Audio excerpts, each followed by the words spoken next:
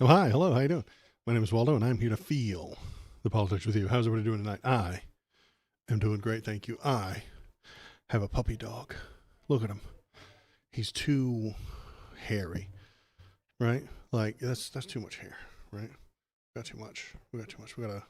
He's getting a grooming tomorrow. This is somebody coming by to chop off all of this hair because he's got just way too much. It's just too much hair. Yeah. Want to say hi to the internet, Bo?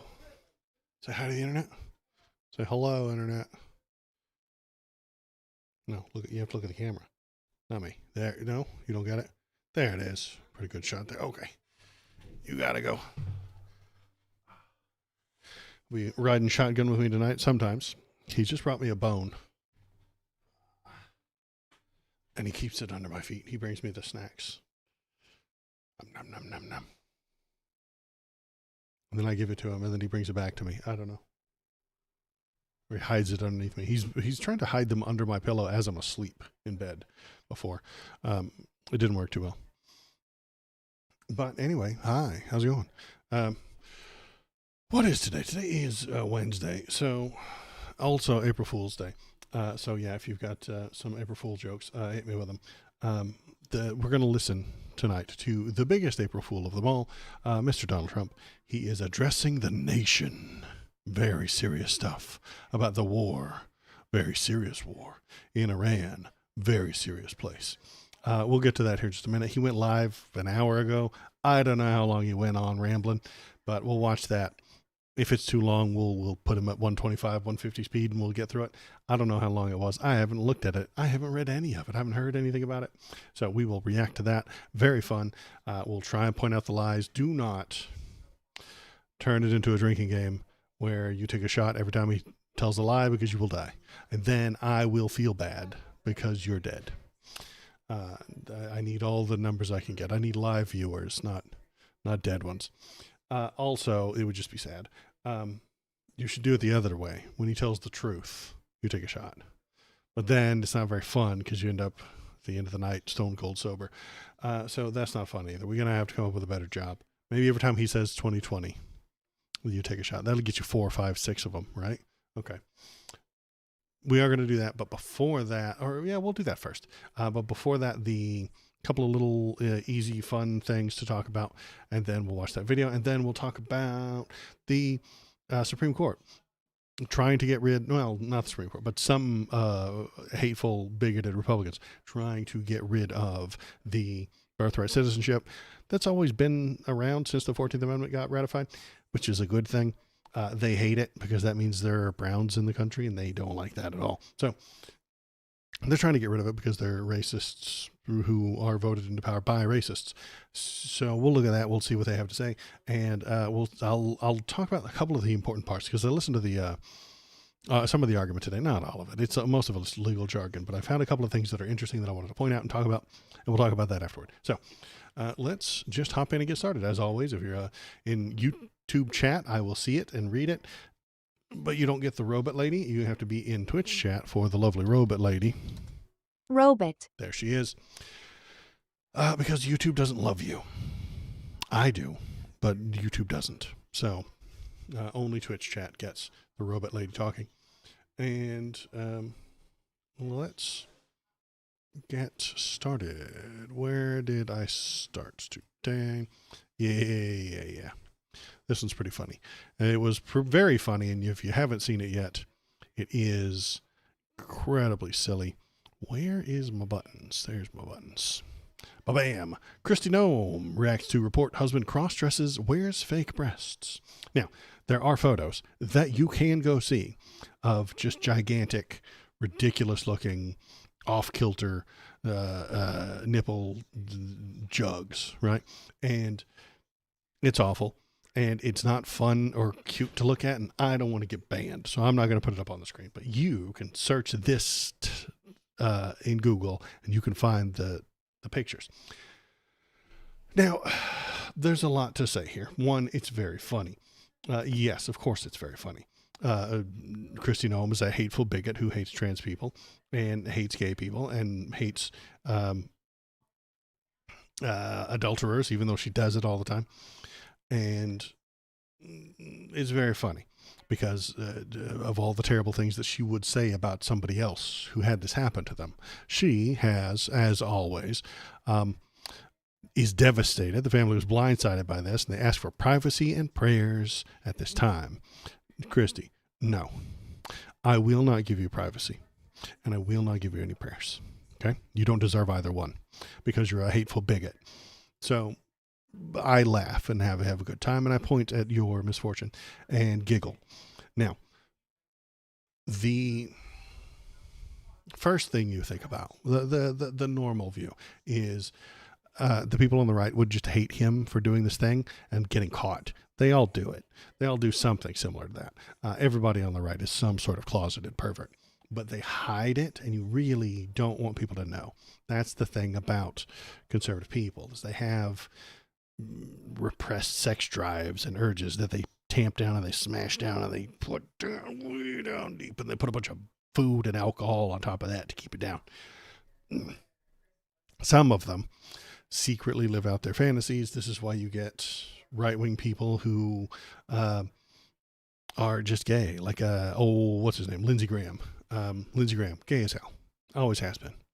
Votes constantly against gay rights because that's a private thing. You see, you should hide those things, put them in a closet maybe, and then vote as if they're bad, because they are bad, because they don't want you to like do things like that out in public. Okay, that's secret stuff that nobody's supposed to look at, nobody's supposed to do, that you do behind closed doors, and nobody asks you about it.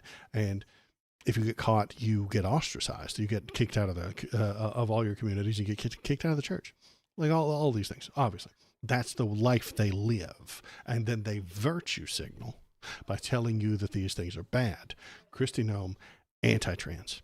Her husband, anti-trans. He's a Republican. He votes Republican. He's not a giant, well-known figure within politics, but he is a Republican type, and he votes against trans rights. But at night, when nobody's looking, he puts on some fake bazombas, right? And he gets online and pretends to be a pretty lady, because it's fun for him to do that. It's not my kind of fun, but it's his kind of fun, and he's allowed to do that. But at the same time, it makes you a hypocrite if you vote against trans rights, vote against pornography, vote against sex workers, vote against gay rights, vote against gay marriage, talk about how it's a sin and all these things are terrible, and then late at night when no one's looking, you partake in all those things.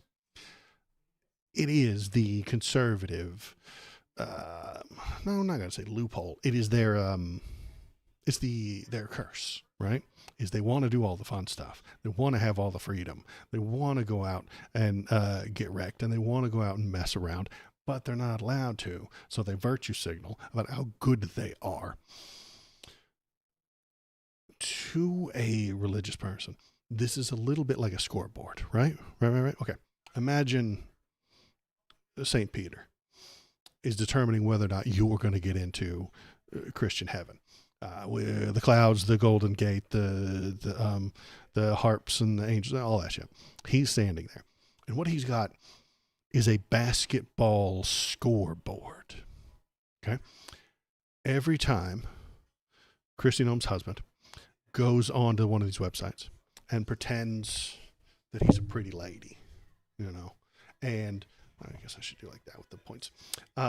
Every time he does that, that's 1 point for hell and not for heaven. So it's a heaven and hell on the scoreboard. Maybe I'll make it into a graphic. Heaven and hell scoreboard. Every time he does that, it's a point for hell. So what does he do? Because he does it all the time. He's done it 100 times. He does it every week or so. So he's racked up hundreds of hell points. What does he do to get heaven points? Feed the hungry? No. Take care of his neighbors? No. No. He votes against the thing he does. You see, he votes against pornography. He votes against transgender people and their interests. He votes against gay marriage. so that those sins can't be done by other people. And he thinks in his warped, disgusting brain that gets him lots of heaven points. That's the entire understanding of conservatism. This is exactly what Lindsey Graham goes through. Every time he has sex with a man, which is often, he gets a hell point, right? And then by voting against gay marriage, he prevents other people, he prevents 1 million people from doing that sinful act that he got 1 sin point for. So he gets 1 million good boy points. He gets 1 million heaven points. And this is actually how their brains operate. This is how they think it works, is that, yeah, individually, personally, they did these bad things. But the system that they helped prop up prevents all of these things from happening. And so that's valuable. That's worth something. And so they'll get into heaven anyway, even though because their score would have racked up. They've got 1 million billion heaven points and 50 to 100 sin points. And so they get into heaven. They're morons. They're idiots. They're out of their goddamn minds. None of this makes any damn sense and is a terrible way to live. It tends to take freedom from people. And I like freedom. It's kind of my thing. I really do appreciate it. It's kind of my whole bedrock founding political ideology is freedom. And they will take that from you. They will take that from anybody that doesn't do the virtue signaling in public and then keep all their vices hidden secret. So if you bring your vice out into public, if you walk down the street with, I don't know, a piece of paraphernalia, either your earring or your face tattoo, the way you're dressed or something like that, suggesting that you are a gay or a trans, you're bringing that secret, disgusting, sexy perversion in their minds out into the public, and you're harming everybody. You should be in public in a 3-piece suit according to your gender. And then when you get home, secretly close all the windows, shut all the doors, draw all the curtains, make sure you're not being recorded, and then get as disgusting as you want. And even then, you shouldn't do that. And that's only if you have the money to back it up. If you're rich, you can do those kinds of things. But anyway. I'm getting off topic. This definitely happened. We definitely have the photos. She's very upset about it. Now, all the shit I gave you was the regular version, and then the explanation of how and why that happens. And then we figured out what conservatives are thinking all the time. And now it's time for tinfoil hat theory, tinfoil hat analysis. Okay, so, all right, folks, I'm here to let you know I've got my hat. I'm ready to analyze this situation right here. So what has happened is Kristi Noem stole a bunch of money from the American people, from the department that she works for, and from DHS. She got her own plane, and she's been fucking her side piece, Corey Lewandowski, on the side for a very long time. Everybody knows that she's been doing that. Everybody knows she's fucking Corey Lewandowski, her assistant or something. Everybody knows. Everybody knows. Her husband knows. And he doesn't care because she's stealing all that sweet, sweet money. But if she wanted to divorce him, if she wanted to, and just hypothetically, he might get some of those sweet, sweet assets that she stole from you, the taxpayer, you and me, the taxpayer, and from the American government. And all that money that she made, just raking in cash, stealing from all these other people, and getting kickbacks and bribes and preferential treatment from all these companies and stuff like that, and all of the insider trading that she's done. If she has amassed wealth and she wanted to divorce him, he might get some of it. But not if he's pretending to be a trans woman online and talking to sex workers. See, I think Kristi Noem released this information herself as a threat to her husband. Do not go to court.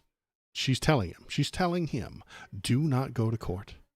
Do not try and get some of these assets that I have. Do not go in there and try and take my money, or else I'll release more photos, more implications, more situations, more chat logs, and maybe even video of him with these online e-girl sex workers. That's the tinfoil hat theory. That's the idea that I have, is that this is all according to her plan. Because now she gets to break up with him and divorce him scot-free, very, very easy, willy-nilly. She's not going to have to share any of the shit with him. Doesn't matter. And if he tries to fight her in court to get some of that asset stuff back, she threatens him. He backs off because he's embarrassed.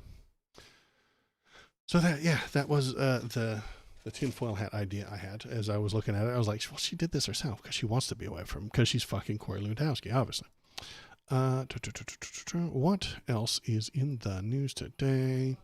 Do we want to look at a couple of little short ones before we start with Donnie's address? A couple of little short ones. Here we go. We've got we can't take care of daycare. Donnie telling you how much he sucks. Because the United States can't take care of daycare. Can't do it. That has to be up to a state. We can't take care of daycare. We're a big country. We have 50 states. We have all these other people. We're fighting wars. We can't take care of daycare. You got to let a state take care of daycare, and they should pay for it, too. They should pay. They have to raise their taxes, but they should pay for it. And we could lower our taxes a little bit to them to make up, but it's not possible for us to take care of daycare. Medicaid, Medicare, all these individual things, they can do it on a state basis. You can't do it on a federal. We have to take care of one thing: military protection. Military protection, guys. See, that is the only thing that the president has time for. He doesn't have time to get you health care. He doesn't have time for Medicare or Medicaid or Social Security. That's all like bullshit that he doesn't need to be taken care of, okay? That should go to somebody else, okay? He doesn't have time. He is too busy with the war. He's too valuable. His time is too valuable. We should, and here's what I think we should do. He's exhausted, you guys. Like, he can't possibly take care of all of the entire justice system and all the wars and the education of the country and the economy and the treasury and the daycare. If only the president could hire people, in some government capacity that could do some work for him. Like, then they would be able to do the work for him. Now, why can't he do that? Because then that would be big government. Conservatives hate big government. They hate government jobs. They want all the government jobs to disappear except for the president. All government jobs gone, except the one man who is the president. That's it. And Trump and his MAGA followers really do think the government is one man. Just one guy. The whole thing revolves around one person. Gas prices too high, Joe Biden's fault. Gas prices too low, Joe Biden's fault. Gas prices just right, Donnie did that for you. The world is more complicated than just the one guy. I know I talk about Donnie all the time, but he severely misunderstands every single thing that is put in front of him. He does not understand what the people want for daycare, does not understand Medicare, he does not understand Medicaid, he does not understand that he can, in fact, hire people to do this work for him. Because he just watches the news he just watches, he gets war updates from Pete Hegseth every morning. And his day is full and busy. I understand that.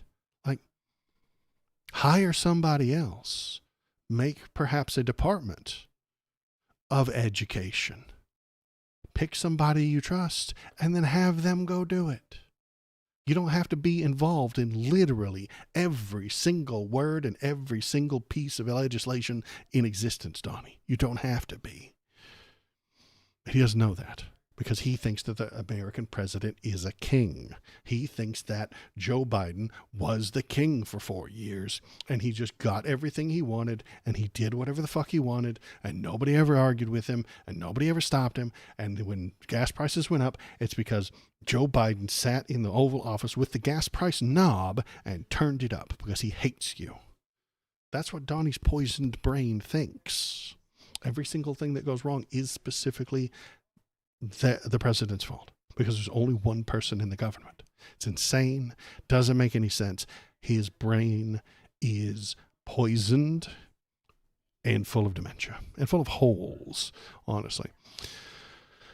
Let's keep on with a little short one. This is a good one. This is what's the old Archer joke? Phrasing. 58 years because of us. And really, Chicago should call and say we'd like help. New York should call. They've had a lot of problems that we want help. Los Angeles should call and probably will. I think they have to. Now, we're going to have to do something when it comes World Cup time, and we're going to have to force ourselves upon them, which we have the right to do because force ourselves upon them. Phrasing, Donnie, phrasing. We don't want to have any crime. We don't want to have any problems for the Olympics and the World Cup, and even for 250. So with all of that... again, because he has the brain of a 12-year-old boy, he just thinks that crime, street crime, is the biggest problem in the world. And the fact that one person got mugged sometime, like that's anarchy in the streets. And the way to solve that is to send in all the troops. And if your city is filled with armed troops telling you what you can and can't do all the time, there won't be any crime. Obviously. I mean, that's a 12-year-old boy's understanding of the world, and he is a 12-year-old boy. So that makes sense that he would suggest something like that. So that's all for the little stuff. We'll listen to this guy later. Let's get ready for the address he's giving tonight. I don't know what it's about. I don't know what it will be. It is about 28 minutes long, maybe. Let's look at the view here. Come on, internet. Come on, internet. There we go. So we'll put it in the right thing right there. We'll watch this. The April Fool will be here shortly. Well, it's only a few minutes long then. Okay. Bam. We're already 9 minutes in before the thing starts. Here it goes. So, what is this? I don't know what this is. I'm reacting to this for the first time. It's probably something stupid. He's probably going to lie a lot.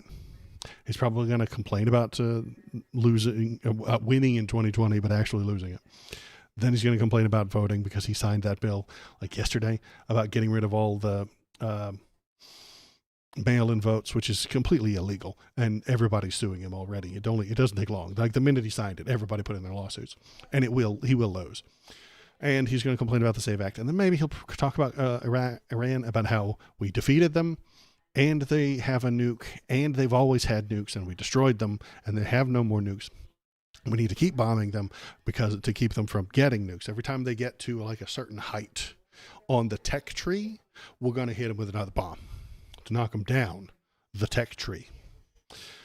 Because he hates them and doesn't know that they are a country filled with human beings. He doesn't know any of this stuff. He just thinks every country is one man.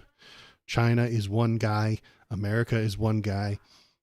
Canada is one guy. Mexico is only one lady, Scheinbaum. She is all of Mexico.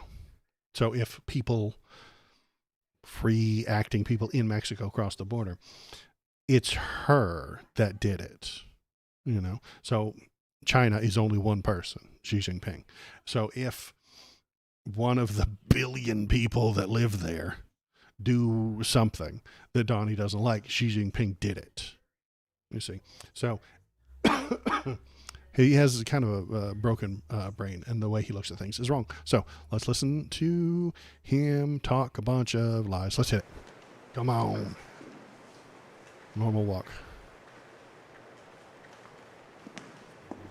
That would be the thing that just, if I were the president, that's exactly what the problem I would have. And then I'd be like, I'm walking, but like everybody's watching me walk. And so I'd forget how to walk. Thank you very much. Thank you very much for what? They weren't clapping. Stupid. My fellow Americans, good evening. Let me begin by congratulating the team at NASA and our brave astronauts on the successful launch of Artemis II. It was quite something. It will be traveling further than any manned rocket has ever flown and will very substantially pass the moon, go around it, and come back home from a distance that has never been done before. It's amazing. They are on the way, and God bless them. These are brave people.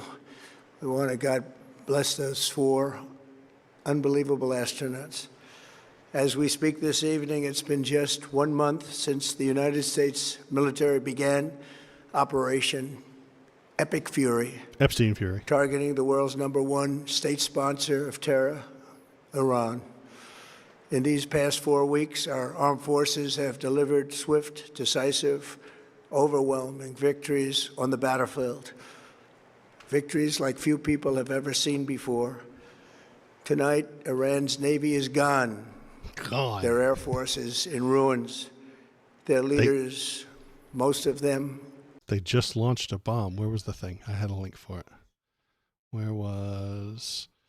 There we go. Amazon facilities in Bahrain hit again as Iran follows through on threat. They promised to hit American tech companies on April 1st. And they did. How can that be if they're gone? Terrorist regime they led are now dead.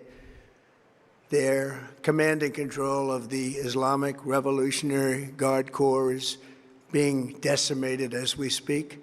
Nonsense. They have a plan. They know who's in charge if 7 top people get killed. They have a chain of command. If you kill the top 6 guys, the 7th will take over, and he'll know what to do. The NRG is destroyed? Nonsense.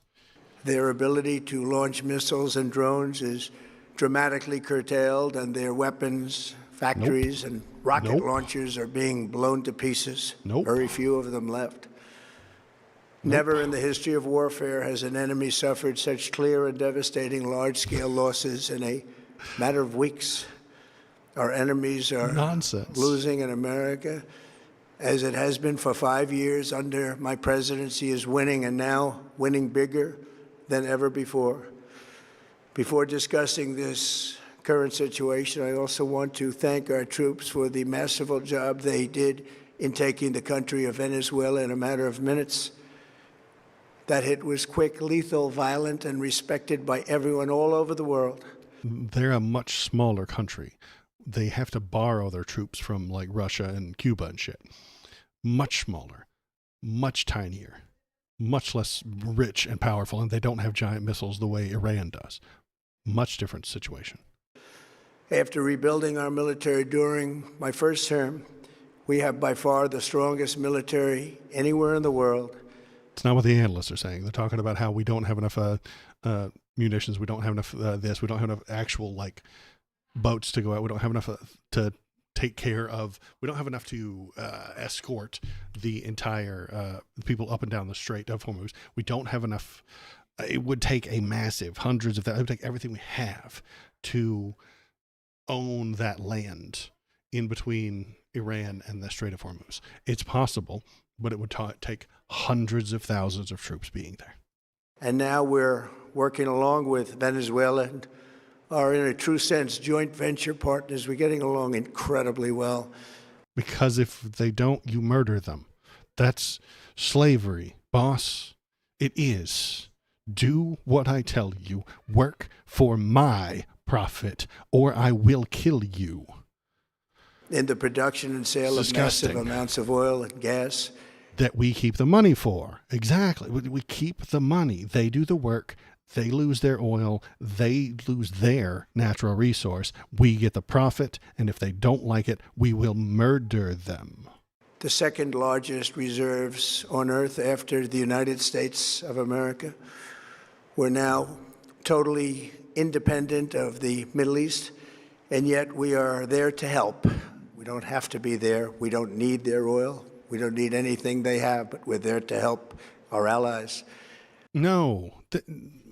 Fucking Christ almighty. There is no way bombing Iran helps anybody.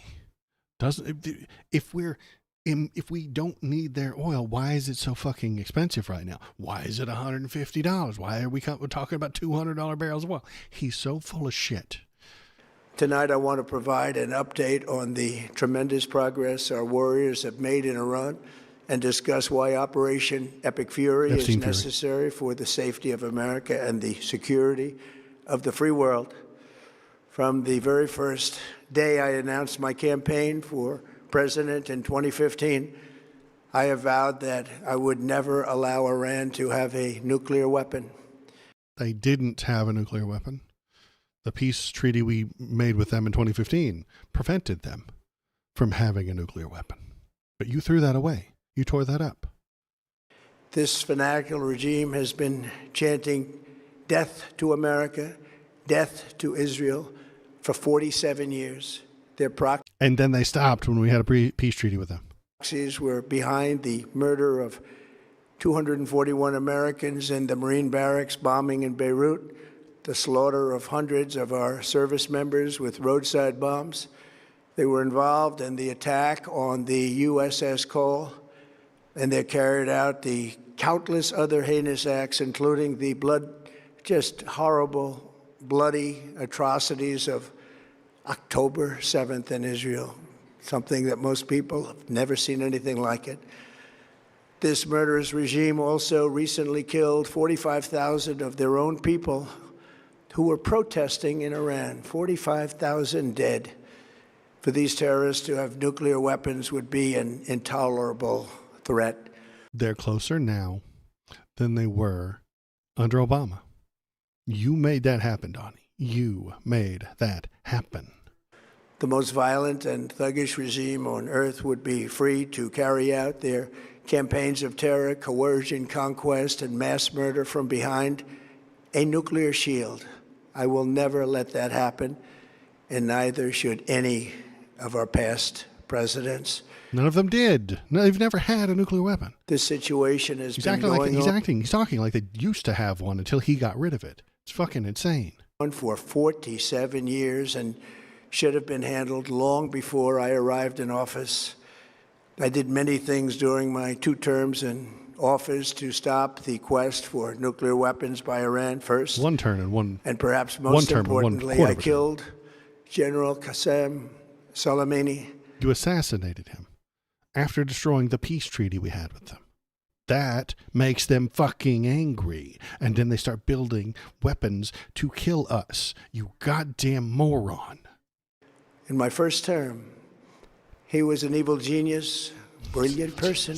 He was a general. Horrible human being, however, the father of the roadside bomb. And he lived. He invented bombs, guys. He invented bombs. He couldn't be allowed to continue to exist. He invented bombs. Just horrible what he did. Iran would have been perhaps in far better, stronger position. Had he lived, we would have had probably a different conversation tonight. But you know what? We'd still be winning and winning big.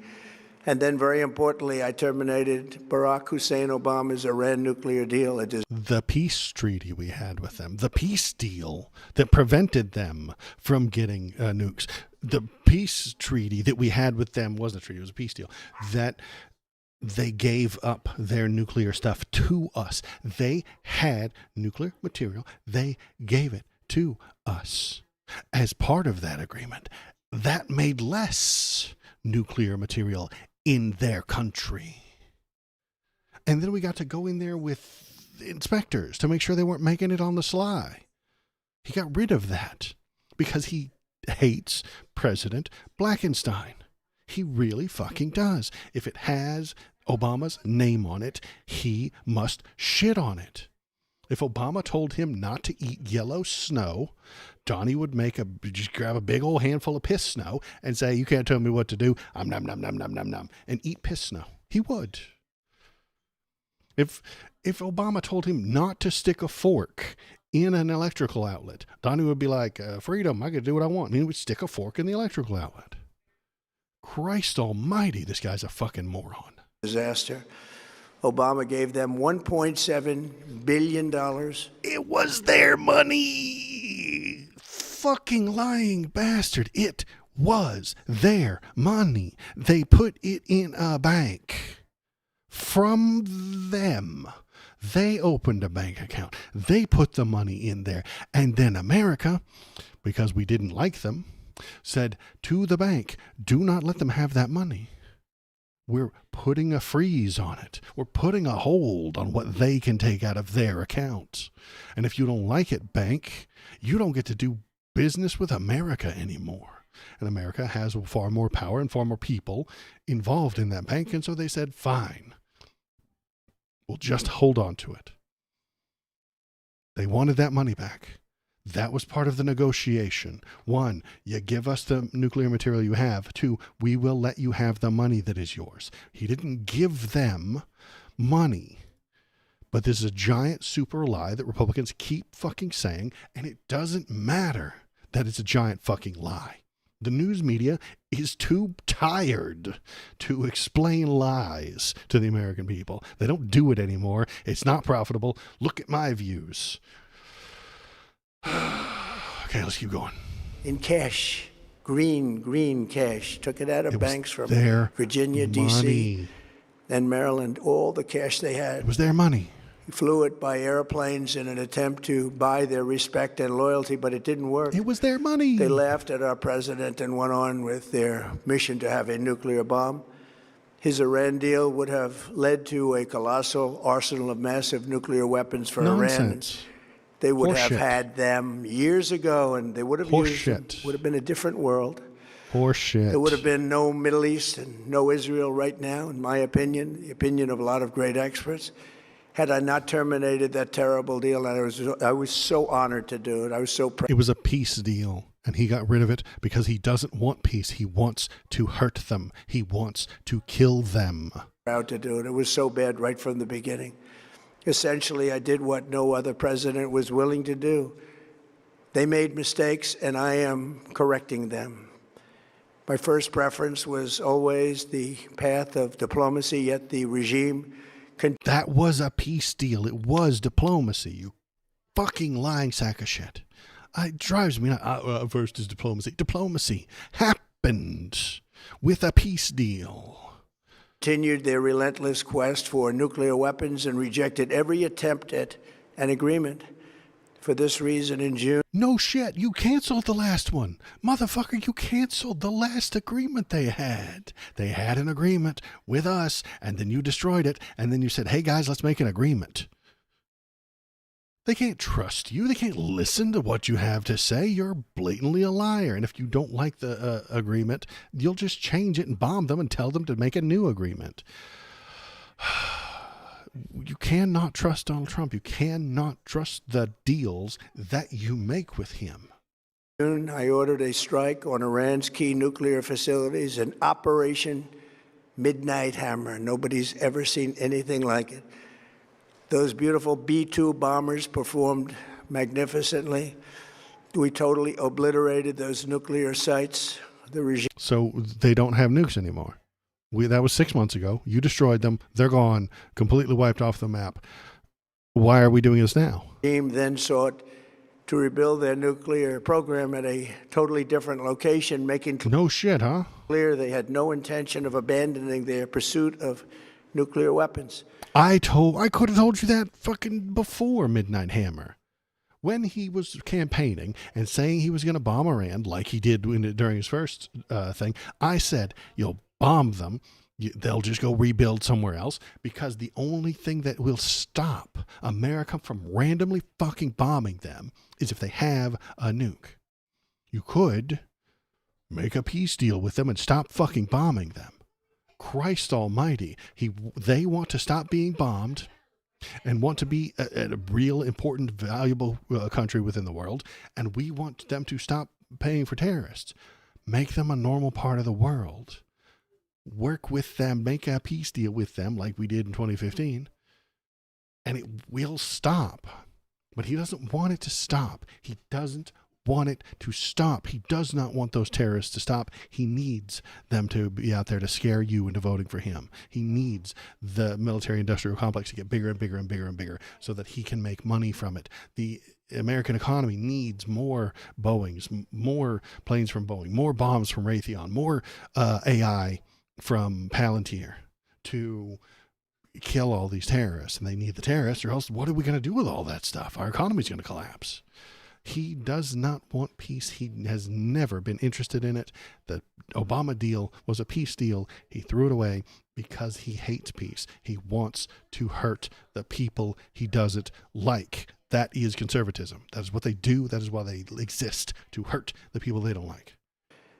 They were also rapidly building a vast stockpile of conventional ballistic missiles, and would soon have had missiles that could reach the American homeland, Europe, and virtually any other place on Earth. Iran's strategy was so obvious. Yeah, after you canceled the peace deal with them. So you canceled the peace deal, and they're like, okay, I guess we'll get ready for war. Dipshit.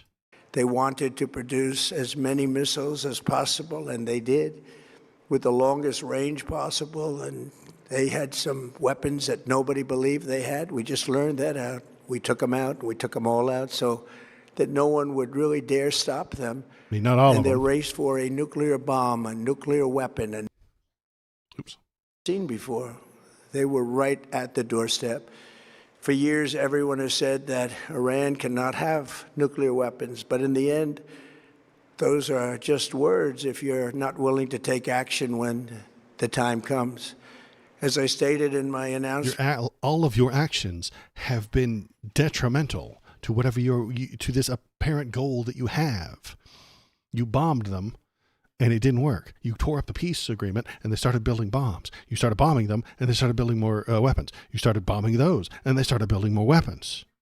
Maybe your attempts, maybe your actions aren't working. Of Operation Epic Fury. Our objectives are very simple and clear. We are systematically dismantling the regime's ability to threaten America or project power outside of their borders. That means eliminating Iran's Navy, which is now absolutely destroyed. I don't know if that's true or not, but he lies so goddamn often, I suspect that it's a lie. Hurting their Air Force and their missile program at levels never seen before, and annihilating their defense industrial base. We've done all of it. Their Navy is gone. Their Air Force is gone. Their missiles are just about used up or beaten. Taken together, these actions will cripple Iran military, crush their ability to support terrorist proxies, and deny them the ability to build a nuclear bomb. The only thing they need to support the terrorist proxies is money, and you've helped them get money.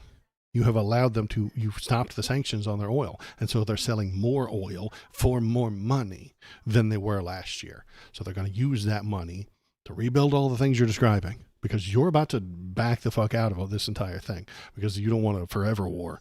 And they're going to use that money to pay Hezbollah and the Houthis and Hamas. That's what they're going to do with that money. You fucking cretin. You gave them the money. Our armed forces have been extraordinary. There's never been anything like it militarily. Everyone is talking about it, and tonight I'm pleased to say that these core strategic objectives are nearing completion. As we celebrate this progress, we think especially of the 13 American warriors who have laid down their lives in this fight to prevent our children from ever having to face a nuclear Iran. He will bomb them in one more year. He will. A year from now, he will bomb them again because he can't stop bombing them. He wants to hurt the people he doesn't like. Twice this past month, I've traveled to Dover Air Force Base, and it's been something. I wanted to be with those heroes as they return to American soil, and I was with them and their families, their parents, their wives, their husbands.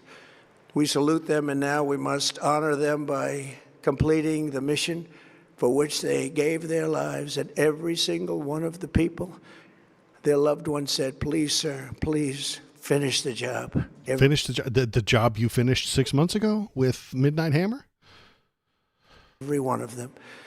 And we are going to finish the job, and we're going to finish it very fast. We're getting very close. I want to thank our allies in the Middle East, Israel, Saudi Arabia, Qatar, the UAE, Kuwait, and Bahrain. They've been great, and we will not let them get hurt. Because they want to be the next Iran. All of those countries want to do business with us, and then if Iran gets bombed into down the tech tree, they will make more money. There's no patriotism from them. They're not being good neighbors. They're being good businessmen. You are killing their competitor, and they're like, "Yeah, good job, go for it, buddy," and they're patting you on the back. Or fail in any way, shape, or form. Many Americans have been concerned to see the recent rise in gasoline prices here at home.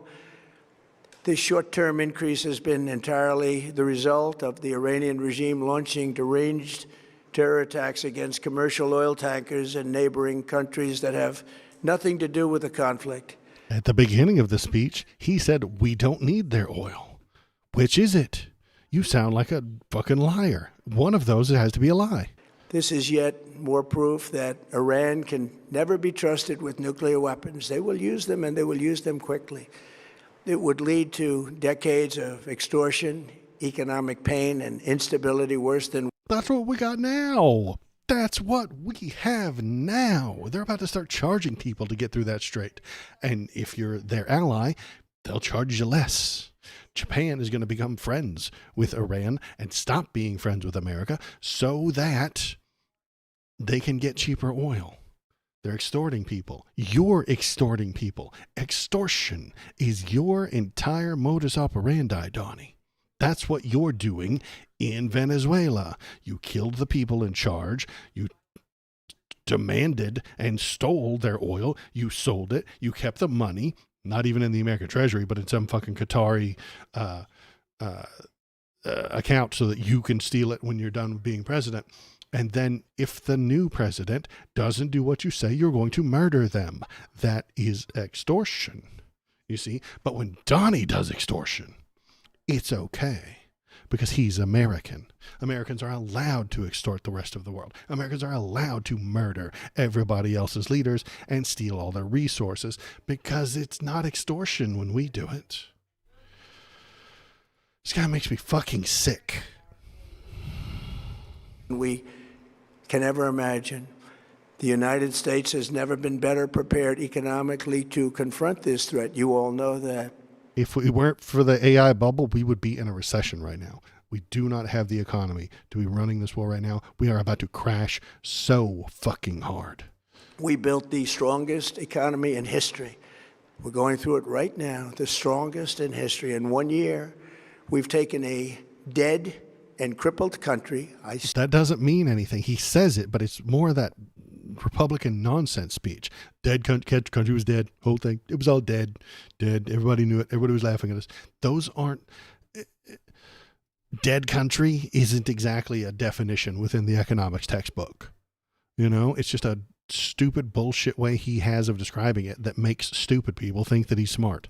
I hate to say that, but we were a dead and crippled country after the last administration and made it the hottest country anywhere in the world by far with no inflation, record-setting investments coming into the United States, over $18 trillion, and the highest stock market ever with 53 all-time record highs in just 1 year. And that still doesn't help the people. Normal people don't get anything from this. This is because investors are day trading on futures. This doesn't help you. The economy is not a real fucking thing. Yeah, great. The Dow's at 50,000, 60,000, 70,000. People still out here can't pay their fucking mortgages. It's still hard to find a fucking job. Everybody has to have 3 jobs. You got to have your main job. You got to have your side hustle. Then your spouse has to have a main job and a side hustle, or else you can't afford shit. Prices for everything are going up and up and up and up and up and up and up and up and up everywhere. More debt, more college prices going up all the time. But the Dow is up. Yay. That doesn't fucking help normal people. That helps fucking investors who aren't here to help you. I've ranted about investors enough. Let's do this. It all positioned us to get rid of a cancer that has long simmered. It's known as the nuclear Iran, and they didn't know what was coming. Iran did not have nukes. You did not destroy their nukes. You destroyed the precursors, the building blocks that they would need to create them. They hadn't gotten them yet. They're on step one, and you wrecked step one. I agree that you did do that. But they wouldn't be on step one if you hadn't destroyed the peace treaty we had with them. We've never imagined it. Remember, because of our drill baby drill program, America has plenty of gas. We have so much gas. Under my leadership, we're So the price should go down, right? But it isn't? number one producer of oil and gas on the planet, without even discussing the millions of barrels that we're getting from Venezuela. Stealing from Venezuela. So Of why is the price Trump going up? administration's policies, we produce more oil and gas than Saudi Arabia and Russia combined. Think of that, Saudi Arabia and Russia combined. And that number will soon be substantially higher than that. There's no country like us anywhere in the world, and we're in great shape for the future. The United States imports almost no oil through the Hormuz Strait and won't be taking any in the future. We don't need it. We haven't needed it, and we don't need it. Then why is the price so high? We've beaten and completely decimated Iran. They are decimated, both militarily and economically and in every other way. And the countries of the world that do receive oil through the Hormuz Strait must take care of that passage. They must. Now, this he tweeted about this earlier. They need to take care of it? What the fuck does that mean? Japan needs to send troops into Iran? What are you fucking talking about? If they need to take care of it, they will diplomatically go to Iran and say, hey, can our company send this boat through? And then Iran will charge them a fucking fee or get some sort of concession out of them through diplomatic means. Allow us to do this with your country. Allow us to trade with this. Allow us to enter this banking thing. Allow us to do this type of trade with you. And that's diplomacy, man. That's liberal diplomacy. It's how it works. And if they don't do that, if those other countries like Japan, like the EU, like China, stuff like that, don't do that, then they don't have any oil, so it hurts them.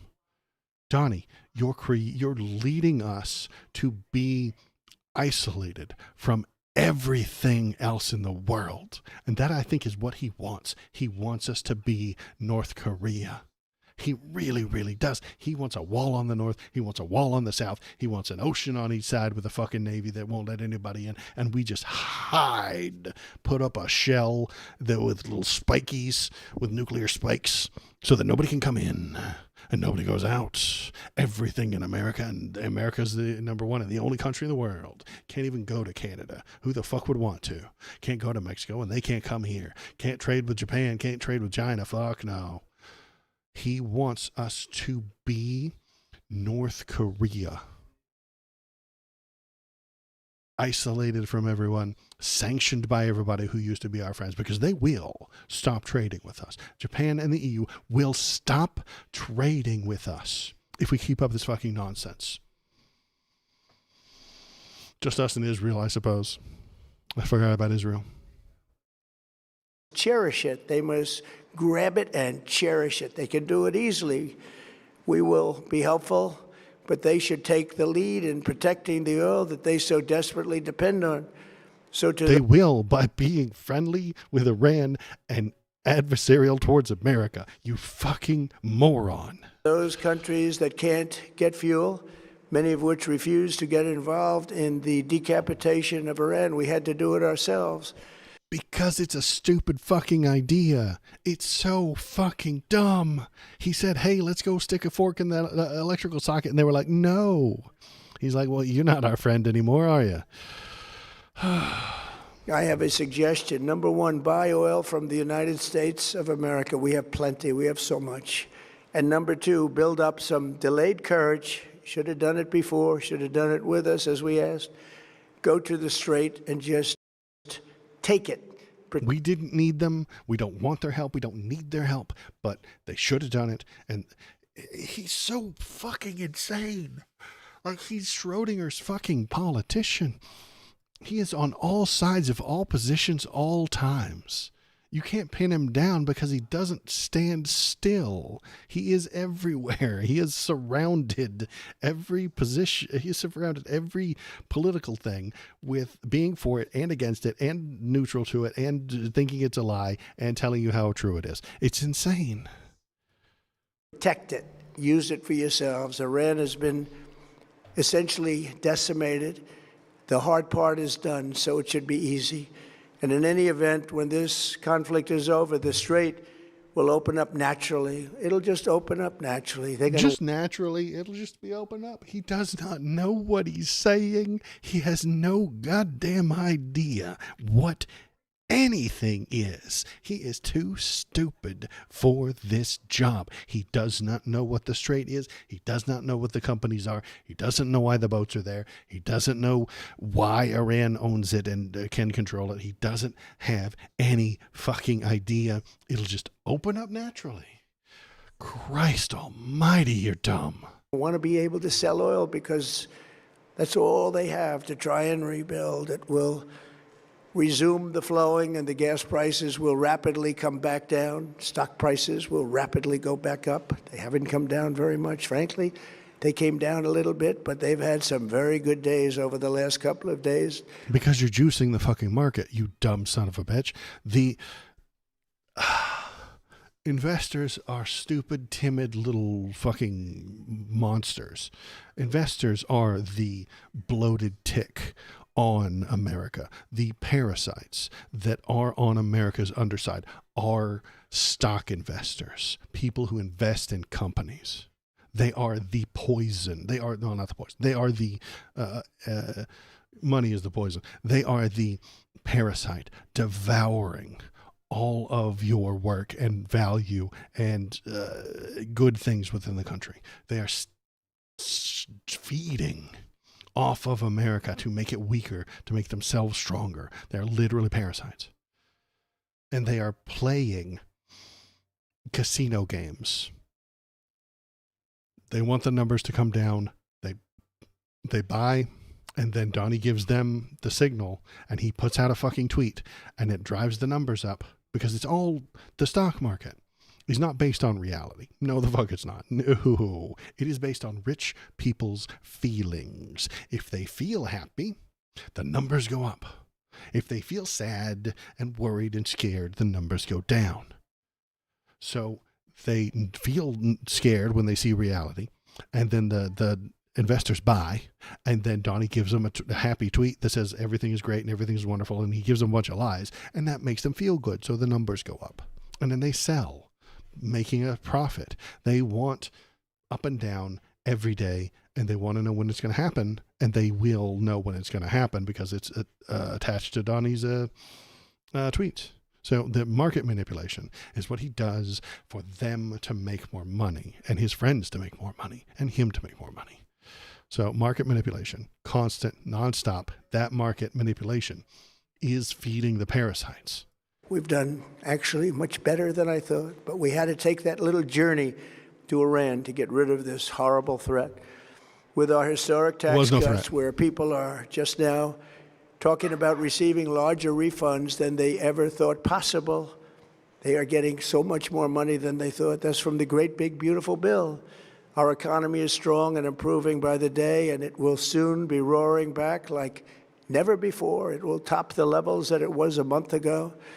I've made clear from the beginning of Operation Epic Fury that we will continue until our objectives are fully achieved.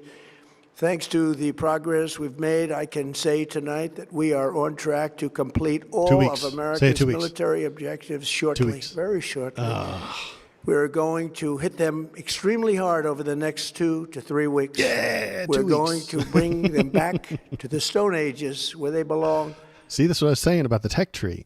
If they have too many planes, if they have too many drones, he needs to bomb them until they get lower on the tech tree. All societies want to move up on that tech tree, but they're not allowed to because he hates them specifically. A lot of people hate them for doing what America also does, funding terrorism. America funded the Mujahideen. We funded the Saddam Hussein. We did that to fight the Soviets. We funded, they're not terrorists, but the Ukraine. That's a good thing to fund because they are our ally. We fund terrorists all the fucking time in America. The American government does that a lot. We give them weapons and money to shoot at our enemies. That's what Iran does with the Houthis. This is just the way war is handled now. And if you would like them to stop doing that, find out why they're doing that. Address it. Bombing them back to the Stone Age will not stop them funding the Houthis. It fucking won't. It will never work. You cannot bomb them enough to make them stop supporting proxy wars. That doesn't even make sense. Because you know what they're going to need? They're going to need more wars. They're going to need more fucking bombs to protect themselves. They're going to need more. They're going to pay these people to keep all their enemies from coming after them when they're in their weakened state. It's fucking insane. You're punching them to stop all the violence. In the meantime, discussions are ongoing. Regime change was not our goal. We never said regime change, but you said decapitation. You said it a few minutes ago. Decapitation. Of what, Donnie? What did we decapitate? Their regime. To get a different person in there. This Orwellian, it's Orwellian wordsmithing is what he's doing. He's going to say we didn't want and didn't do regime change. We totally decapitated their government, and now they have a new government. But we didn't change their government. They changed their government because we killed them all. Regime change has occurred because of it has occurred. Okay, all great. of their original leaders' death. Because we killed them. Did they die of cancer? Did they get sick with COVID and then happen to die? No, we murdered them with bombs. We murked them intentionally. We found out where they were. We hit them with weapons. They died. We did regime change in Iran. And here he is telling you we didn't. It happened somehow. I mean, somehow. Regime change happened. I don't know how. And nobody's paying attention. And you shouldn't look into it. But somehow, the regime in Iran is different. Okay? And America didn't do a regime change. No. We didn't do that. We didn't do that. Dead. The new group is less radical and much more reasonable. Yet if that's a lie too. They're far more radical and far more hatred for America. They hate America more. He's a fucking liar. During this period of time, no deal is made. We have our eyes on key targets. If there is no deal, we are going to hit each and every one of their electric generating plants very hard and probably simultaneously. War crime. We have not hit their oil, even though that's the easiest target of all, because we want to steal it from them. It would not give them even a small chance of survival or rebuilding. But we could hit it, and it would be gone, and there's not a thing they could do about it. They have no anti-aircraft equipment. Their radar is 100% annihilated.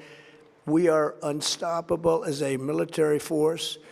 The nuclear sites that we obliterated with the B-2 bombers have been hit so hard that it would take months to get near the nuclear dust, and we have it under intense satellite surveillance and control. If we see them make a move, even a move for it, we'll hit them with missiles very hard again.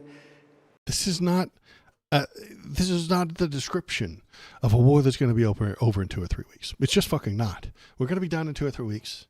And then after those 2 or 3 weeks, we're going to bomb them some more and lower them again. And then 2 or 3 weeks after that, we'll bomb them again. And then they'll have a new name at that point. And then 2 or 3 weeks after that, we'll have to bomb them again.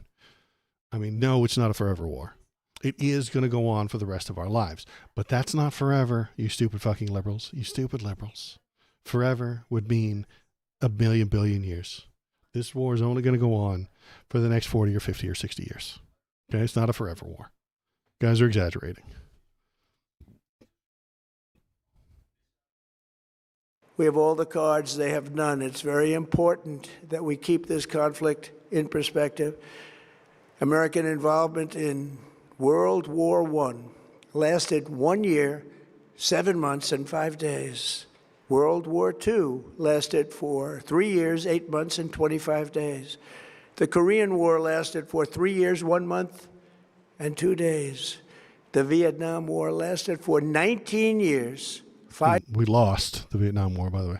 months, and 29 days. Iraq went on for 8 years, 8 months, and 28 days.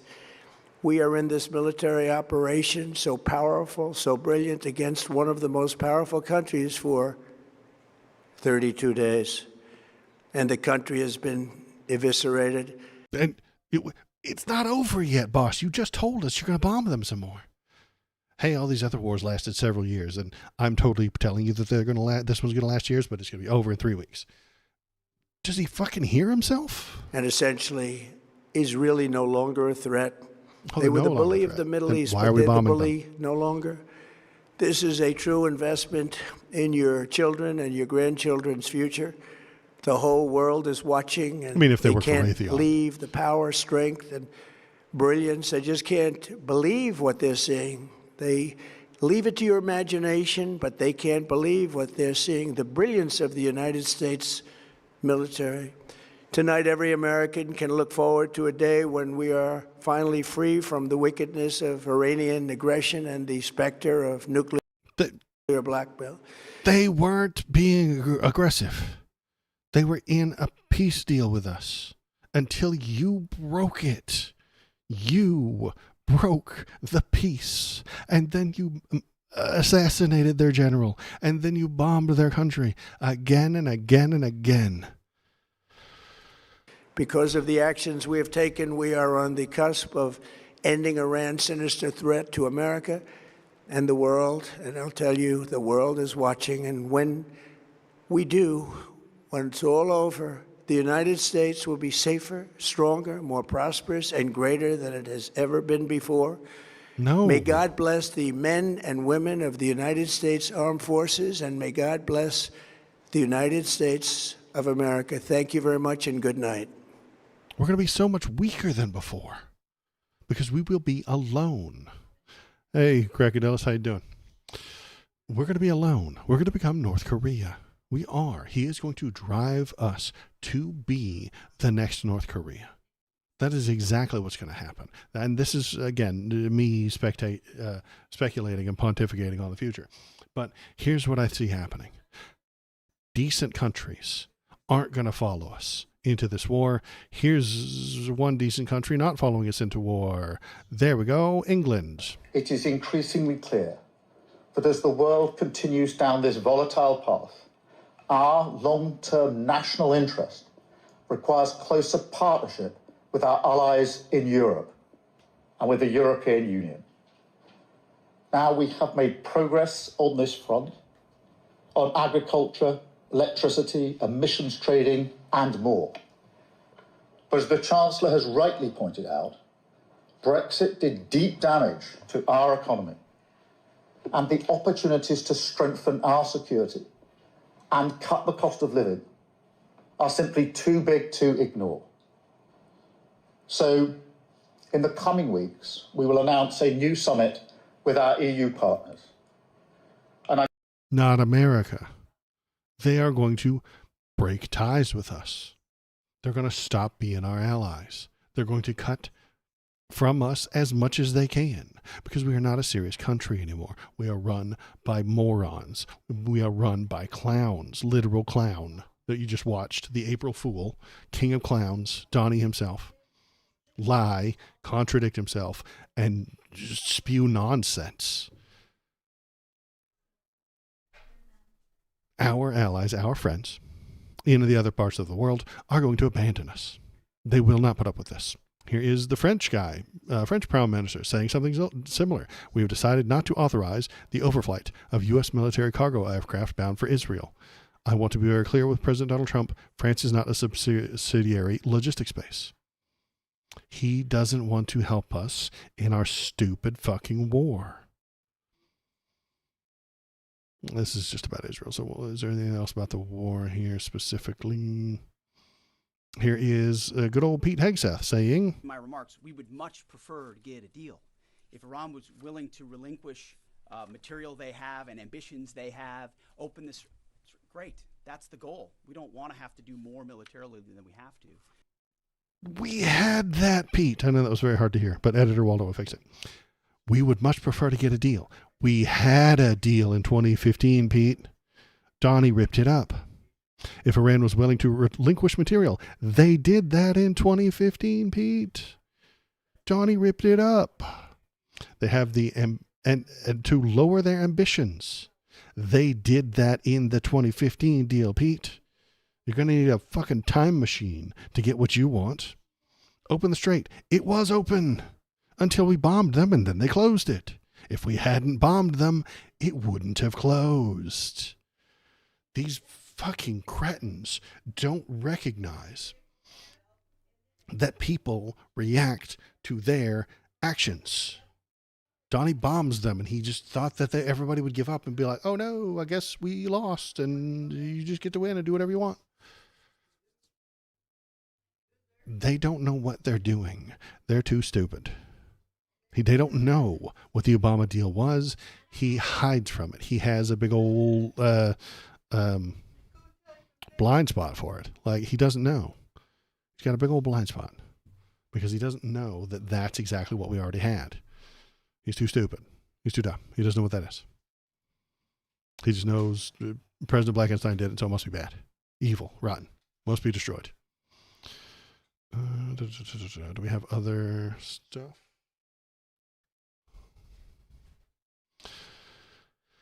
Oh, here we go. All of those countries that can't get jet fuel. Wait, hang on. Sorry, got to put it on the screen. All of those countries that can't get jet fuel because of the Strait of Hormuz, like the United Kingdom, which refused to get involved in the decapitation of Iran. So a decapitation, but not regime change. Okay. I have a suggestion for you. Number one, buy from the U.S. We have plenty. And number two, build some delayed courage and go into the strait and just take it. Just take it. Just take the strait. Go there and just start murdering everybody you can. Just fucking go ham with the whole war thing. UK, go in there with your troops and take it. He's starting a world war. You have to start learning how to fight for yourselves. The USA won't be there to help you anymore, just like you weren't there for us. Iran has been essentially decimated. The hard part is done. Go get your own oil.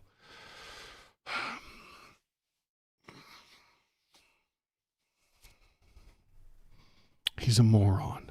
These are the words of a colossal idiot. He doesn't understand what's happening. He doesn't understand how the world works. He doesn't know anything. They will go and get their own oil diplomatically. They will cut ties with us and go be decent and friendly with Iran to get that oil. That's what they're going to do. We're too fucking unstable. Donnie has made us unstable, untrustworthy. And there's nothing anybody can do about it. I can't do a damn thing about it. I can vote for somebody else later. But as long as Republicans keep being goddamn insane, it's just a matter of time until another one wins. I don't know how we fix this, honestly. Move left. Tell all your friends to move left. When you see Donnie lie his ass off like this, or say something insane, just tell everybody it's not normal. Understand history. Understand what's actually happened. Stop paying attention to the mainstream media, I guess. Let's see. And maybe find a damn journalist or two. So here's some journalists sucking at their job. The president posted this morning about, his threat that on leaving Iran, he said we might blowing up and completely obliterating all of their electric generating plants, oil wells, Harg Island, and possibly all desalinization plants. Under international law, striking civilian infrastructure like that is generally prohibited. Why is the president threatening what would amount to potentially a war crime with the U.S. military? And how do you square that with the administration repeatedly saying that the U.S. does not target civilians? So the question from a journalist, which makes sense and is warranted, is why is he promising to do war crimes? And why is he hurting the civilians of this country, while at the same time saying we don't do war crimes and we don't target civilians? It's almost like Donald Trump is a liar.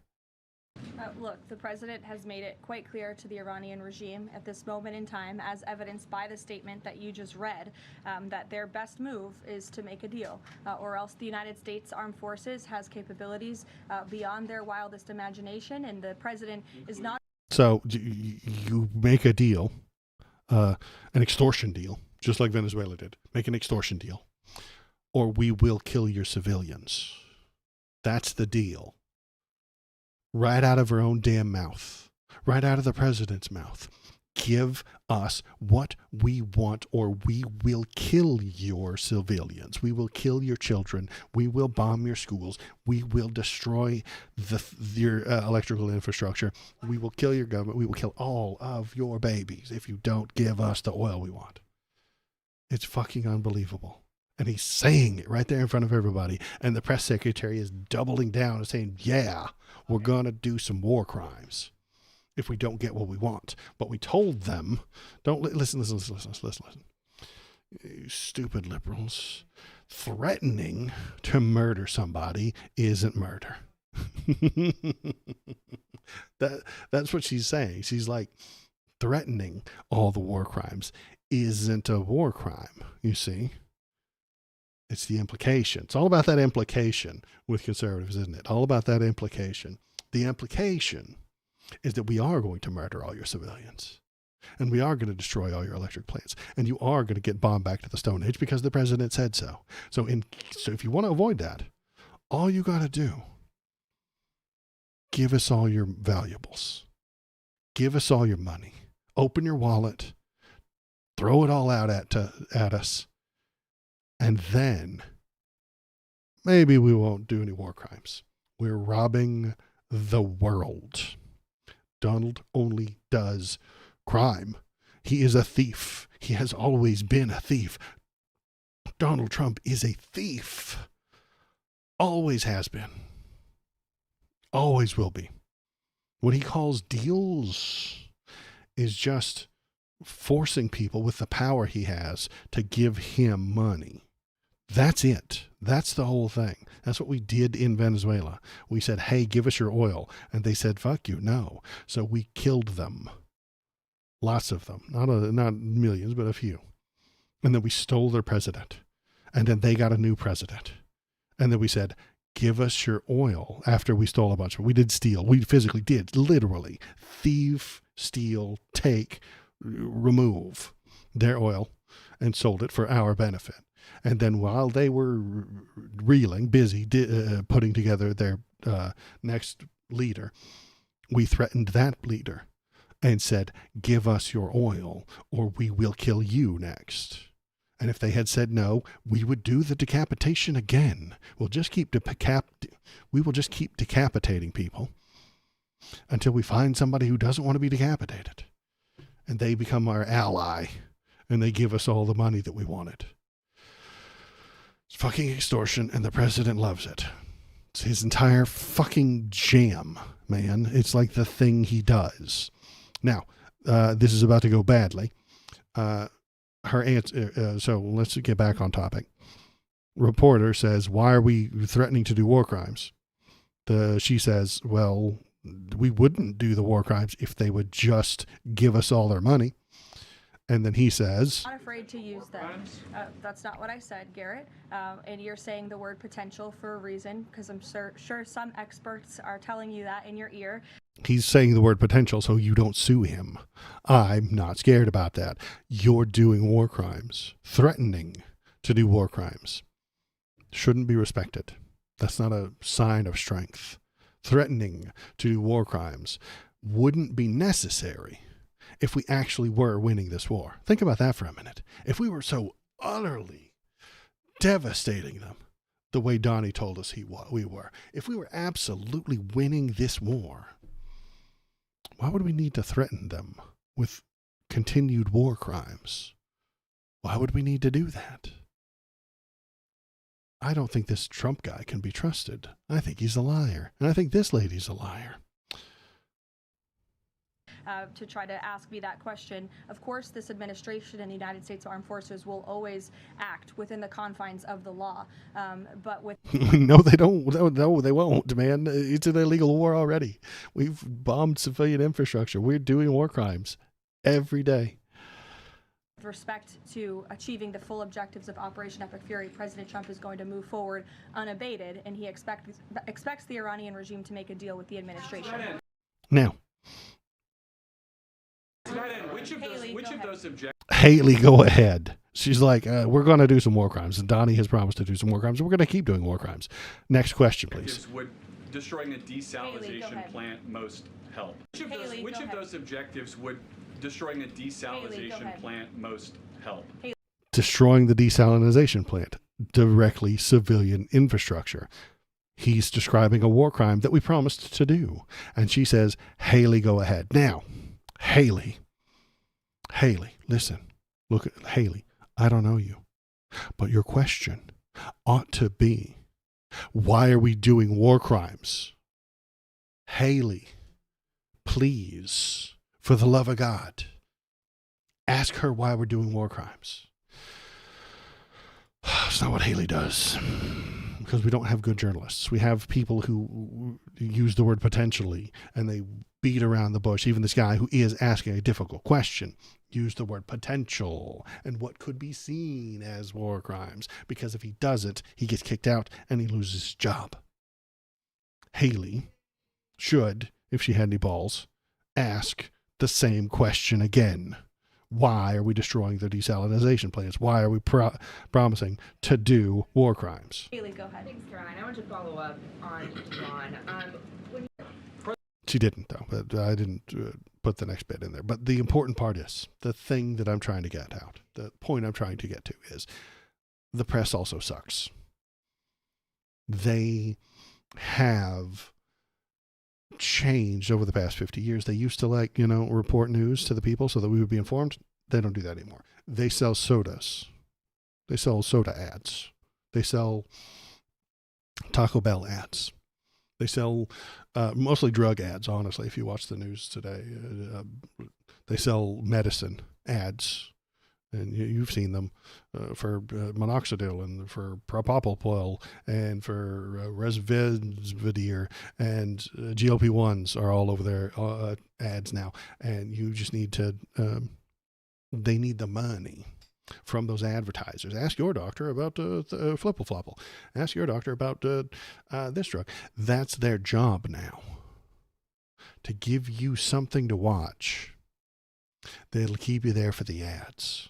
That's what they do. They're not here to inform you. Like, yes, that's the same of a TV Channel 7 sitcom. Great. Yeah, their job is also to keep you there long enough for you to see some ads. I get it. I dig it.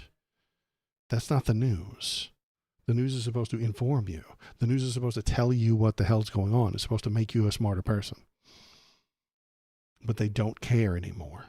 They just need a quick soundbite, then 4 minutes of ads, then an argument, a snippy argument between a conservative and a liberal, and then 4 more minutes of ads. That's what they do now. That's not what they're here. That's what they want to accomplish. That's all you are ever going to get from them, is both siderisms and ads for medicine that you don't need. because your doctor knows what medicine you need. You don't have to fucking let the TV tell you what the fuck medicine you need. Okay. Anyway, so yeah, that was the thing. I'm going to turn that into the section. It's already almost 9 o'clock. I kind of expected that to not take quite so long, but I'm fucking aggravated with this horse shit today. I'm aggravated with his bullshit specifically today, because that one was pretty bad. Let's do a quick talk about the Supreme Court. They're going to do something fucking stupid. That's just going to make everything worse. They're arguing today at the Supreme Court. Mr. Sauer here. We'll look at him here in just a minute.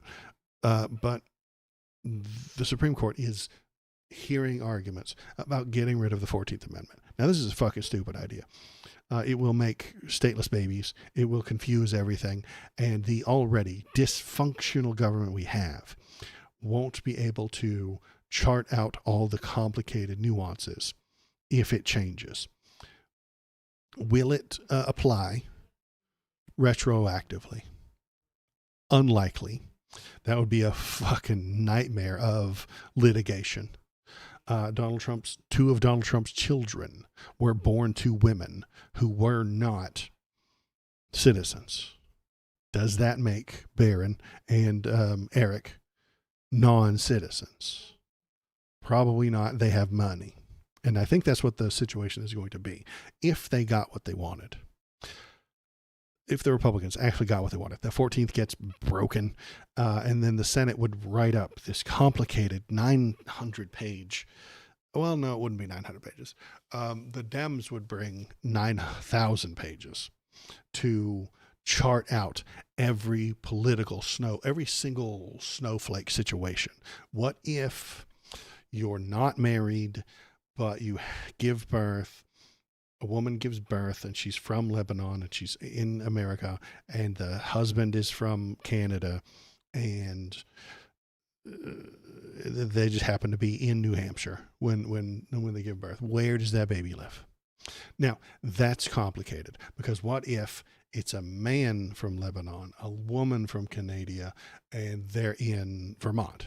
So, okay, so each of these scenarios, every complicated, wacky scenario you can come up with, will have to be charted out. Now, the Democrats will do that. They're policy wonks. They love that. It gets them hard. They will go through all those steps. They will write down if one person, if the mother is American or if the father is American, it leads you to a complicated flow chart. They'll make a flow chart, and they'll post it and all the things. But they're not in charge right now. So it would just be Republicans writing 3 or 4 pages that's like, if your mother's not American, you're not American anymore from now on. And they probably wouldn't go backward, and that would be complicated and difficult. So each person who is hurt by this rule would then have to go to a court and spend some money, baby. You'd have to go there and get a court date. You have to take off of work to get that court date. You have to file paperwork that you don't know how to fill out. I don't know if you've ever seen legal paperwork. It's awful. Or you have to hire a lawyer, and that lawyer is going to charge you money. Or it's going to be a overworked public defender who takes it out, who helps you out of the kindness of their heart, and they have thousands more people to get through. If you don't have the money, you won't be able to get into the court system and make your children legitimate. Donnie has the money because he's a criminal. He's been stealing all his life. He would just hire a lawyer who would sit in front of a judge, and then they would jibber jabber, and then they would sign the paperwork, and his sons, the 2 that were born to women who weren't citizens, because he's got 2 anchor babies. Donnie's got 2 of them, would become citizens. Okay, because they're rich and they're white. Poor brown people wouldn't get as much leeway. It would cost them a lot more. It would be more detrimental to them to spend that money on getting those children into a state status. And so the attempts to repeal the 14th Amendment are fucking horrible. They will harm lots and lots and lots of poor people. Lots of actual American citizens, if you like the Constitution. The conservatives don't like the Constitution, though. It's a thing that they point at, but they've never read it. It's very similar to the Bible. Conservatives have never read the Bible. They've never read the Constitution. They don't know what the government is or what it does, but they know it always agrees with them. Okay? So let's listen, I think, to what I thought was interesting, the 8 billion people bit. Oh, shit. Where was that? Anyway. I'll find it while we're listening to this. 6 to 28 of our brief, there is over a dozen sources that specifically address temporary sojourners. In the 5 decades after the enactment of the amendment, every single one of them says, well, temporary sojourners, their children are not included, including for 2 decades after Wong Kim Ark. So if domicile's the key linchpin to your argument, and I take it that it is, do we look at how domicile was understood in 1868? Or do we look at it how it's understood today in context of the INA? The 1868 understanding, I'm not aware of a strong difference between those. Well, here's where I'm going with it. I'm just working within your argument for a moment. Today, you can point to laws against immigration that are much more restrictive than they were in 1868. We really didn't have laws like that we do today until maybe 1880. So if somebody showed up here in 1868 and established domicile, that was perfectly fine without, remember that word, without respect to anything, any immigration laws. There they were. And so why wouldn't we, even if we were to apply your own test, come to the conclusion that the fact that someone might be illegal is immaterial? I would first cite Wong Kim Ark on that point, because Wong Kim Ark says you're... Well, I'm not sure how much you want to rely on Wong Kim Ark. But so this is very high-minded legal stuff. He's telling him what not to say. The conservative, Neil Gorsuch, is telling Donnie's hitman here, I don't know how much you want to rely on Wong Kim Ark's decision, because it's going to make you lose. So don't do that. He's helping him. He's helping the bad guy harm the Constitution. There is a statement in there that says, so long as they are permitted to be here. So Wong Kim Ark, keep in mind that by the time the... So long as they are permitted to be here. This is the important part. This is the crux of their entire argument. Even though I didn't have them on screen, I suck at this job. Please follow me and please help me. If I get more followers, I'll be better at the job. This is the crux of their argument here. Domicile is decided by the people who are permitted to be here. That's what he's telling you. Congress would get to choose the definitions of domicile. Congress would get to choose who is permitted to be here. By adjusting the word of lawfully present or temporarily lawful present or the wording of visas, they could change the domicile definition. And if they change that definition, they can decide who gets to be a citizen upon birth. And they can make that decision. And they will. And I know this might shock you. And I know I'm going to let you in on a little secret that maybe you've never heard before. Maybe you never realized this. So I need you to brace yourself. Congress can be racist. They can pass racist laws. You're shocked, I can tell. They tried to exclude gypsies and Chinese people in the past. That's what Wong Kim Ark was all about. The decision on whether or not that child born from people who were citizens of China is American. And he was, because of the 14th Amendment being so blatant, so obvious. But if Congress gets to decide who is permitted to be here and then decides domicile, then Congress can and will, that racist Congress, remember the racist Congress, will determine which babies are born into American citizenship and which ones aren't. And a Republican Congress will do that in a very racist manner. They are, after all, the racist party that represents the racist people.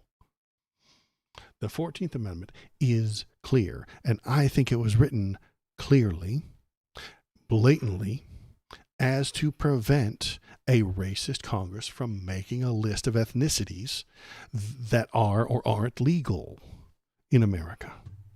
To prevent a blatantly racist law being passed.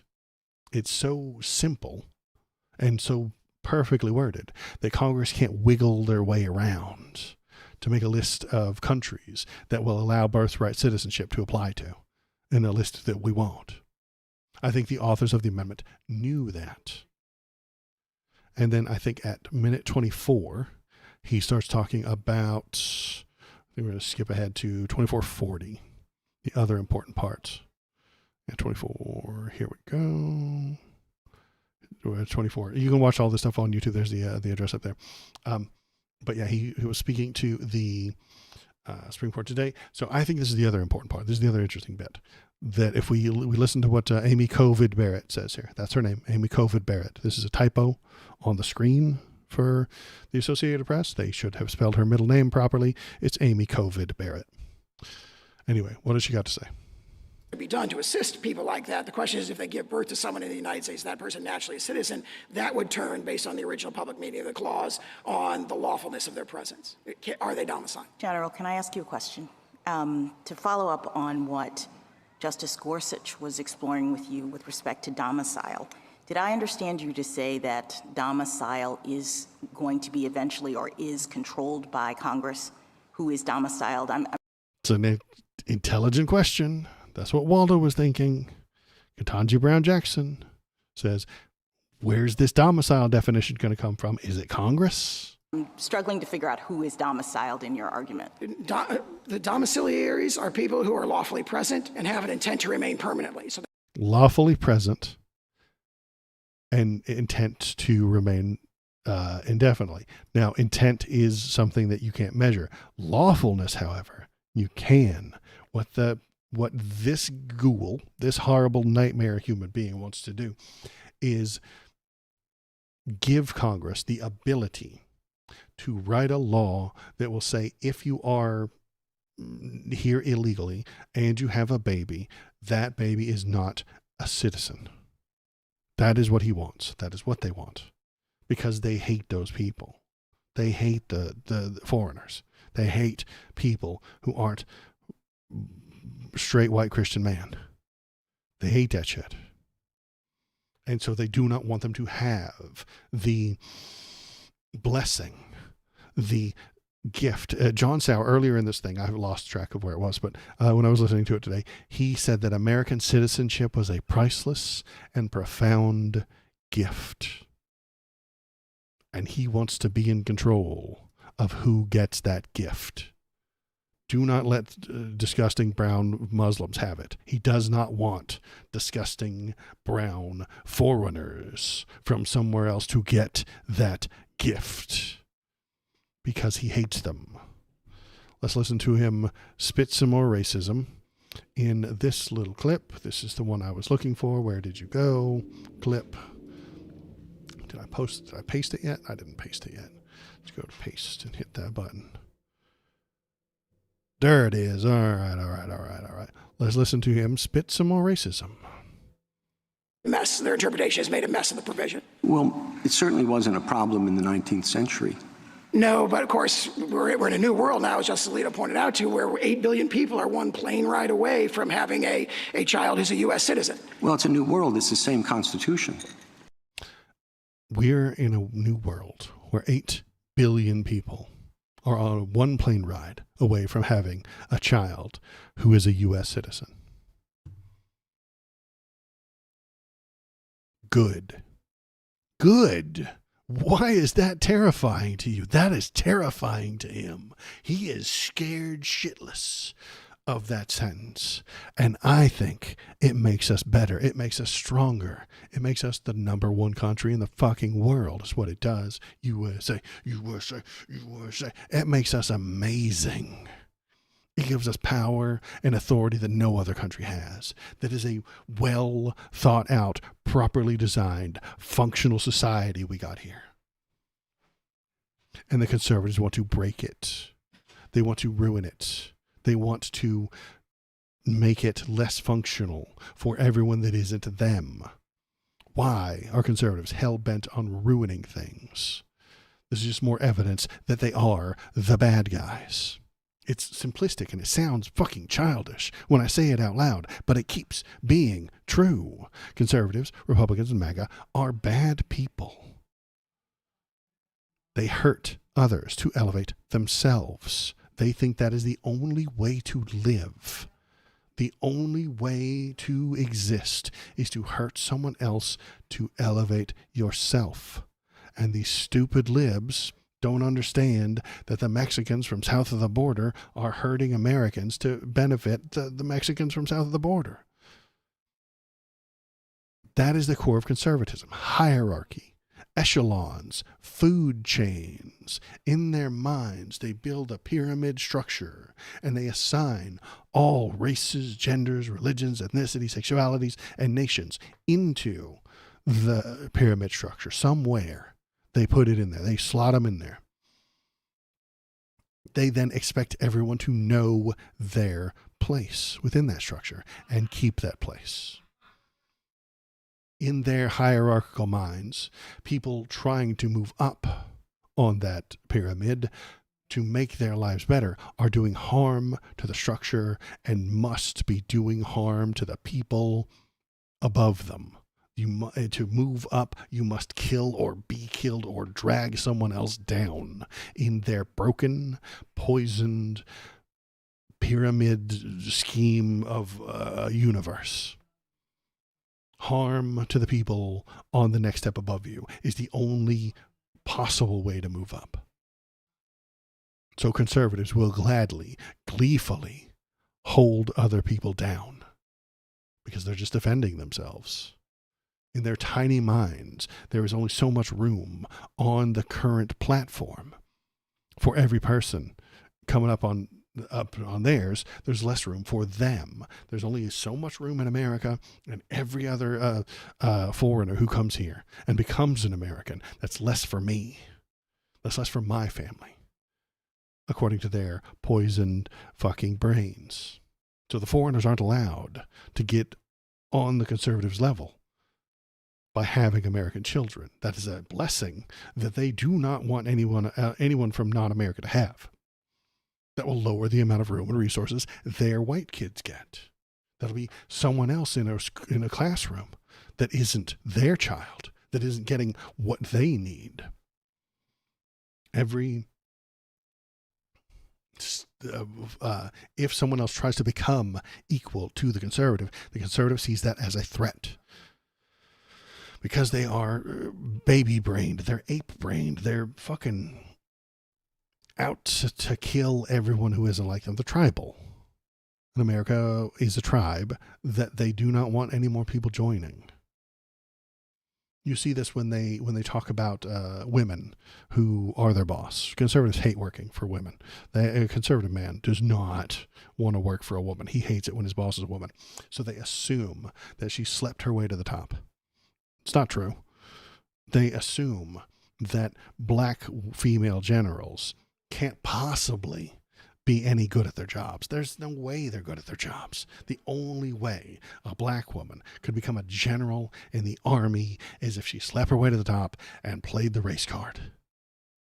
Because in a conservative's brain, that woman is not equal to him.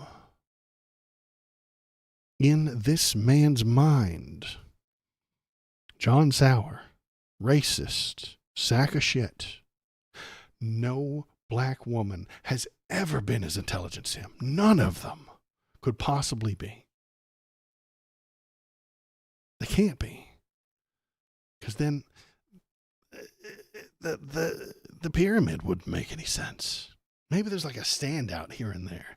Maybe there's some kind of fluke where one person, one very successful black lady is in charge of it, but she's like an outlier. black people in his brain belong on the step below him, on the pyramid. This isn't my idea. This is theirs. They built the fucking hierarchy, and they keep telling me about it. And every time I ask them about it, when I listen to them speak, they keep telling me meritocracy, meritocracy, meritocracy. It's a lie. When a conservative says meritocracy, they mean a white guy should be in charge. The LA fires last year, they didn't know who was in charge beforehand of the Los Angeles County fucking fire department. But when Los Angeles caught on fire, big giant super fire all over the news, they saw a photo of the person who's in charge of Los Angeles Fire Department. And it was a lady with, to be fair, a dykey haircut. She did. I'm sorry. It was a dyke haircut. I'm sorry. It was. It was a lesbian butch haircut. Don't cancel me. I think she has more than enough merit to be in charge. I don't know anything about her. I suspect that she's very good at her job. That's why they put her in charge. But the conservatives, no. She couldn't possibly be doing as good a job as a straight white man in that position. She doesn't have the merit, they said, without knowing a goddamn thing about her. I don't even know what her name was, but they knew that she, upon looking, they didn't know her name, they didn't know her background, they didn't know where she went to college, they didn't know how much training she had done, they didn't know how well she did on her SATs. They don't know how well she did when she was coming up through the ranks to become the head of the Los Angeles Fire Department. But just by looking at her, they knew she didn't have merit. It's amazing. They can tell your entire merit by the color of your skin. It's amazing. Conservatives have a superpower that I don't have. I can't do that. I can't tell your merit just by looking at you, but they can, because they have a different definition for it. They have a definition of merit that is straight white men. That's the most meritable people in existence, according to their poisoned brain, because of their fucking tribalism. You saw it all over the place with Obama. He couldn't possibly be smart. He's a moron. He can't. He never been to college. It's not like he was a Harvard professor or anything like that. No, he just played the race card all the time. Doesn't matter that everybody liked him and liked what he had to say. At Waldo Politics cheapest viewers. No, thank you. I'm the cheapest viewer. I do love the interruption. Anywho, yeah, that is when they discuss meritocracy. That's what they're talking about. Kicking out all the black people. The hierarchy that they have built has rich white Christian men on the very top. Your CEOs, your Elons, your Donald Trumps, all those guys. Those are the top. There's very few of them. And then below that, you have your straight white Christian congressmen and stuff like that. And then below that, you got your big wigs within the economy and stuff like that. And then above that, you got your petite bourgeois, your business owners and stuff like that who employ a whole lot of people, the job creators.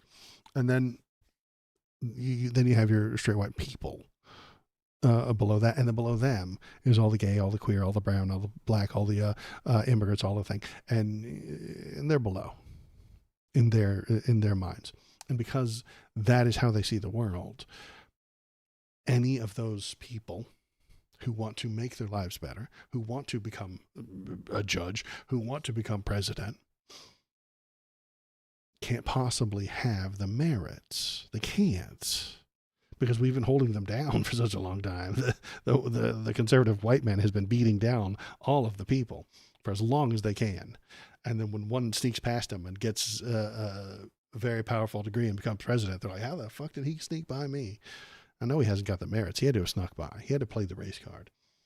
That woman in charge, Kamala, had to have slept her way to the top, obviously. It's fucking insane. Because they have no ethics. They have no understanding that other people exist. They're very bad at doing all of those things.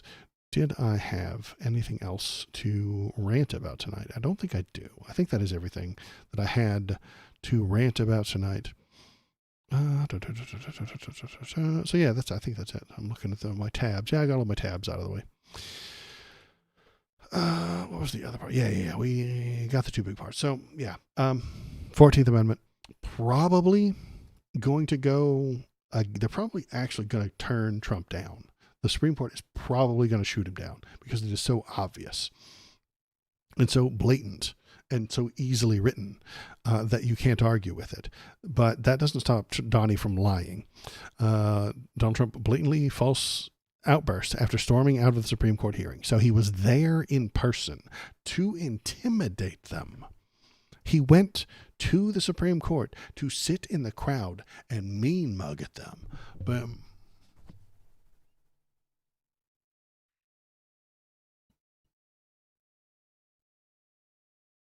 Eyeballing them. And then after it got too boring and too nerdy, because it was nerd shit, you heard it, he left and then said something blatantly false and stupid. He said, "We are the only country in the world stupid enough to allow birthright citizenship." That's not true. Several other countries do that. Despite his claim, the birthright citizenship exists in dozens of countries, including the United States, neighbors, Canada, and Mexico. In the United States, birthright citizenship was enshrined as a right in 1868 through the 14th Amendment of the Constitution. He hates the Constitution. He doesn't know what it says. He thinks it always agrees with him. And he hates foreigners, so he assumes the Constitution also hates foreigners. He doesn't know what it says. He's never read the Bible, but he assumes that the Bible also hates foreigners because that's how their brains work. And I think it's ironic that he still sells the gold card. Like, we're the only ones dumb enough to do birthright citizenship. And birthright citizenship has to do with the babies of slaves, not Chinese billionaires who have 56 kids, all of whom become American citizens. One of the many great scams of our time, President Donald J. Trump. So the birthright citizenship, the Chinese billionaire with 56 kids who snuck over here to have babies could just buy a Trump gold card and then they would be citizens. Because he's selling this shit. That's, I think, his entire problem.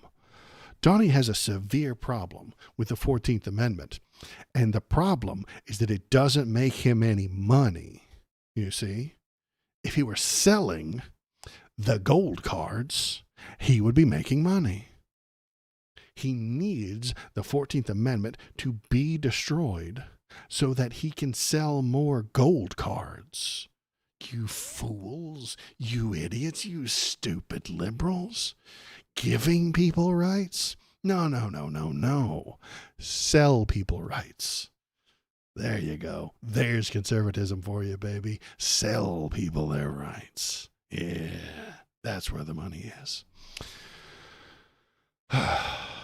That's it for me tonight. I appreciate everybody's here. Thanks for coming in, Crocodiles. Thanks for coming in, Giga Gamer. Thanks for being here.